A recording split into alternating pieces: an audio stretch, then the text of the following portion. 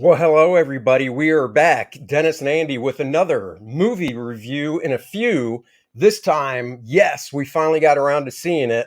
John Wick 4. That's right. The continuing saga of John Wick. You know, it harkens us back to the very first movie that we remembered after this very fondly. And what a small type of a movie that just captured your heart and launched a franchise that has been an adrenaline rush ever since. Do you realize the first John Wick? Because I looked it up. My daughter went with us. She's never seen John Wick. Now she wants to see the first one.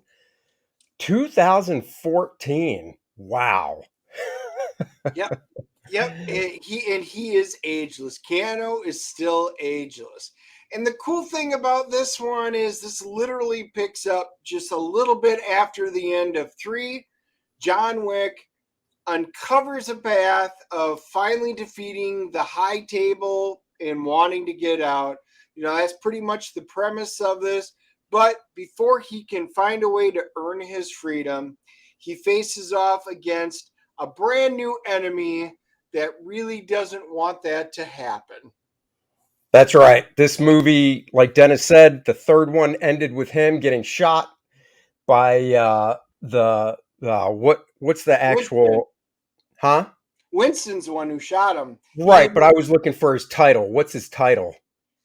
He's the manager. The manager, right. Winston, the manager, shot our man, John Wick, at the end of 3. He fell off a roof, smashed onto a dumpster before he hit the ground. Didn't he hit something else when he fell? Oh, yeah, I can't remember, but good on the Lord. way down, it was great because we were all in the going, ooh, ah, when he hit. And then, of course, we were like, Winston didn't kill him. And then at the end of the, 3, he disappears and you're like, you knew he survived. So, this one was kind of like a reunion. Laurence Fishburne reprises his awesome role of the Bowery King, coming back in. And, like I said, this picks up just a little bit afterwards.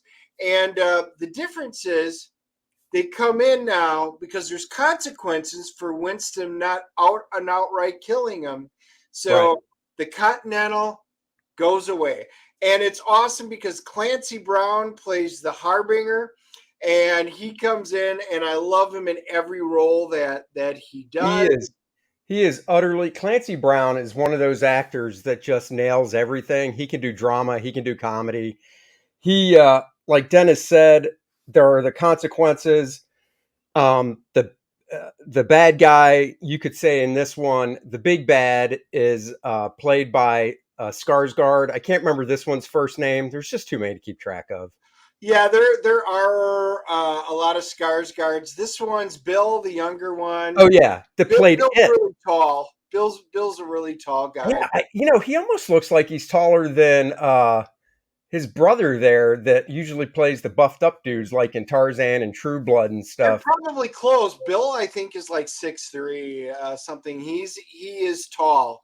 And this one pits because we get introduced to some new characters. Donnie Yen winds up playing Kane, who reminds me of his role in Star Wars in Rogue One, where he's a blind person, but his martial arts skills are to be on it. And they all have this great history that's in there. But this time Donnie has to be the bad guy because he has to protect a family member. So he has to go after John Wick. So turning an old friend into a foe. Did a nice job. And you can tell in the relationship they show between Kane and John Wick that They were friends, are friends, but they both know it's business, and you just gotta do what you gotta do. They introduced this other character that's going after John Wick, whose name just goes by Nobody, and he has a German Shepherd along with him. Um, he was great. He looked recognizable. I couldn't put my finger on it. Yeah, Who is he? they officially list him as the tracker, which is what I found kind of interesting. But in the show, he's listed only as he's known as Nobody. Right. And Shamier Anderson plays him, and he's got a canine companion, and he is a really cool new character that they brought in. He winds up having to go after John Wick, but for a very unique reason, which I don't want to spoil, No. because it really adds to the entire mystique around the fourth chapter here. He was a very great character. And Hiroyuki Sanada plays another John Wick's old friends, but this time he doesn't turn against him, even with his daughter wanting him to. They hold true to their friendship. He's in Osaka. He has their version of the Continental, and one of the greatest fight scenes, probably longest fight scenes of all time, as far as I can remember. It was truly phenomenal. And Hiroyuki is, I love him as an actor. He's always one of my favorites. So you've got him, you've got Donnie Yen in there. I mean, uh, well, you couldn't ask for a better cast for this movie. Amy Kwan plays his daughter. She's fantastic in this. Uh, every single person is fantastic. And we do need to take a minute because Charon, played by Lance Reddick, he passed away in real life. So, just a moment of silence for him. He was great. He will be missed in this franchise if this franchise continues. So I will say it's 2 hours and 49 minutes long, but it doesn't feel like it. The movie really clicks through. I mean, it's action from the get go.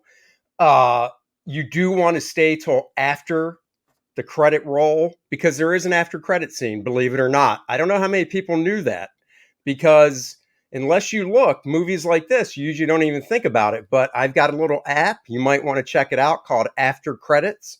You can download on your phone and it'll tell you if for any movie if you should stay or not. The one thing I thought about this movie, and it kind of is like every John Wick, they definitely do a great job of heightening everything as the movies progress in terms of action and just devices to move the movie along, to really keep you guessing.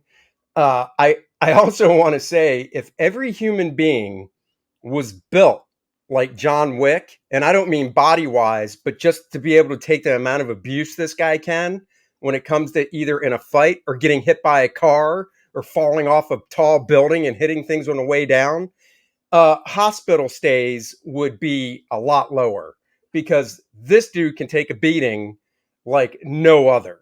And they definitely, once again, if you thought the end of John Wick 3, where he got shot, fell off the building, hit a few things on the way down, the last thing being a dumpster, if you thought that was rough, wait do you see John Wick 4?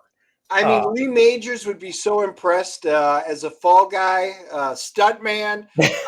That's nothing compared to what they went through in this. The stunts in this.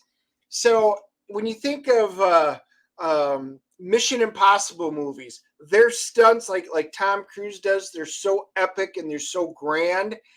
The stunts in this is the exact opposite. These are all personal stunts. How many ways can you throw a human body around through glass, being smashed around, shot, stabbed, punched, Hit by cars. yeah, yes, and you're like, oh my god, this is going to get so boring. Never once does it get boring. It is so unique, and sometimes you'd be thinking, well, it's just too much action. You would think that with as much as in there, but no, you are never tired or bored with this movie. And the backdrops, they went through the world. They're out in the desert. They go to New York. They go to France. and the backdrops that they have for all of these fight scenes are stunning. They're absolutely stunning. And I can't say enough good about this movie. Everything about this, the acting was great, the dialogue was great, how they delivered, Keanu Reeves, how many people can say yeah and make it multiple? Well, that's the funny thing. Yeah. That's the funny thing. I really wonder if Keanu likes these movies so much, not because of the fun stuff he gets to do, but because there's not much dialogue to remember. I mean, usually actors don't memorize obviously the whole script out of the gate. I mean, they read it through a couple times, obviously, to be familiar with it, but because movies are shot out of order, you usually, you get your production schedule ahead of time. So, the day before, you can go in and memorize what you're going to be doing that day. I mean, it had to be so easy. Anybody can memorize these lines. But like Dennis said, the performance, the delivery, of course, is top notch. I think a dream movie would be obviously an action movie, totally new property. Why we haven't seen these two in a movie together yet is amazing. Tom Cruise, Keanu Reeves in an action movie where they're either a team or they're against each other would be freaking phenomenal. Well, Keanu and Tom, I hope you watch this because there's your idea. That's right. So give it a rating, Dennis. This is what I'm going to say. It was almost, and I was debating last night when we got out. Number one is still my favorite. It's just a heartwarming movie. It is. This came really close to it. I love the story. I love the action. I loved all the characters. I love the setting. There was nothing I didn't love about this movie. I just don't know if it has quite the heart for the heartstrings that the first one did. No, that's going to be hard to beat I because the think so first too. one, like most movies, they had no idea how it would do. They didn't know if they were doing sequels. So they went into it with a really good story, introducing the character. It had heart. I said last night out of the gate, and I know you were on the fence, but it seems like you came around that the first one is still my favorite and the best because of how basic it is. Because as these movies go, they definitely get more intricate. But anyhow, back to your score. I'm giving it a 9.6. This is an almost perfect movie. I loved it through and through. Like I said, I'm going to almost put it with the original one. I would see this movie over and over again. I will be owning it. I do own the other John Wicks. This is an absolute must-see movie. I enjoyed the hell out of this movie. I am giving it a 9.5, so right there close. I mean, what's another point? One. So we're basically the same. I loved it. Except for the fact that CGC doesn't have a 9.5 for a score. It doesn't? No, it's a 9.4. All right, well then you know what? I got to bounce it to 9.6. I got to round up. There you go. So I'm giving it a 9.6. Guys, go check out this movie. You will not be disappointed at all. You will thank us for seeing it. So definitely go check it out. Just like you will not be disappointed in Kor-Drath, The Reckoning. That's right. It's the book Dennis and I do. Of course, we always talk about it because we're so proud of this project. It is growing. We're getting more backers. It is on 2 platforms for 4 more days. Kickstarter ends in 4 days, but we are over 80,000, which means everybody is getting 3 character cards. What's a character card? I'll show you what a character card is. They're an awesome This is 7x10. 7x10. Art on the front of the character. On the back are their stats. Stats for what, you ask? To play the game. Dennis, tell us about the game. Well, we are doing, it's going to be a role-playing part of a game. I'm doing like a throwback, old-style D&D kind of module where you'll be able to play it. We're working it up with some 5e stats. We're still waiting to see what's going on, of course, with all the other fun Wizards of the Coast Hasbro garbage. But I'm also turning it into an ICRPG, and you're going to be able to play the game after you read the book or before. It's up to you which order you do it in, but it's going to be great. Shattered Reach map. Everybody's getting one of these with the 3 character cards that are unlocked. And of course, we do have the 4th one, which is the Necronite. That's the next stretch goal. Look, he is a badass. Guys, go check out this campaign. If you like Conan, Game of Thrones, and stuff like that, you will love this project. We guarantee it. We'll be back next week, Wednesday, 5 p.m. for the Dennis and Andy show with a new guest we'll announce. And of course, another movie review. Next week, we're thinking there's a bunch of stuff out there, but we're leaning towards Renfield with Nick Cage playing Dracula.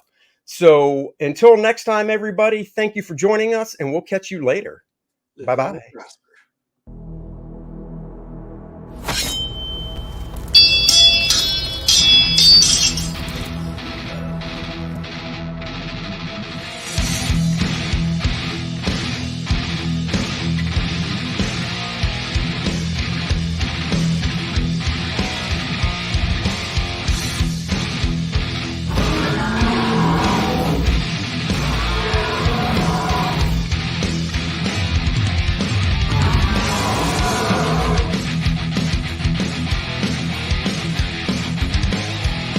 Certified badass.